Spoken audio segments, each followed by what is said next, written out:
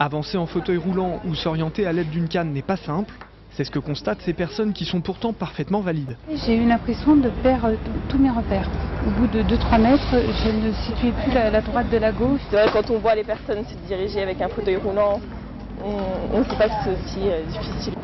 Lancement du plan handicap 2010 devant le Dôme des Invalides à Paris. Pour la deuxième année, le forum du ministère de la Défense s'apprête à partir pour un tour de France. Et le message est toujours le même en fait à faire passer. On s'aperçoit qu'il faut quand même rencontrer les personnes pour discuter avec eux, pour arriver à dénouer des problématiques, pour que les gens sachent ce qui existe parce qu'ils ne le savent pas encore. Dans cette exposition itinérante, les ateliers sensibilisent le grand public et les professionnels aux situations de handicap. Objectif, mieux faire connaître les contraintes pour faciliter l'insertion professionnelle de ces personnes. C'est très dur de ressentir vraiment à travers les mains. En fait. C'est vraiment pas du tout évident. Ce sont des jeux, des cubes, c'est vrai que c'est assez simple. Et informer, c'est aussi échanger.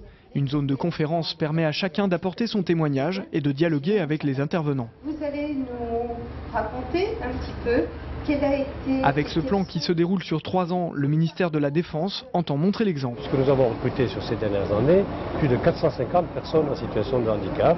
Et nous avons le projet de recruter dans les 2 années qui viennent environ plus de 100 personnes, 125 personnes. Parce que nous avons une politique qui est une politique d'ouverture, de compréhension, d'intégration vis-à-vis du personnel qui est handicapé. Ce plan initié en 2009 par Hervé Morin fixe jusqu'en 2011 des objectifs chiffrés en matière d'insertion et de maintien dans l'emploi pour les bénéficiaires de l'obligation d'emploi. Ce taux sera avant la fin de l'année de 6,3%, dépassant ainsi l'objectif fixé par la loi. C'est bien parce que, très honnêtement, souvent l'État fixe des règles, fixe des obligations au secteur privé et s'empresse bien entendu de les oublier quand il s'agit de les appliquer à lui-même. Eh bien, au moins au ministère de la Défense, nous aurons fait ce qu'il fallait. Après Paris, la campagne itinérante se rendra à Tours, Bordeaux, Toulouse et Clermont-Ferrand. La tournée prendra fin avec une double date à Brest, le 21 et le 22 juin.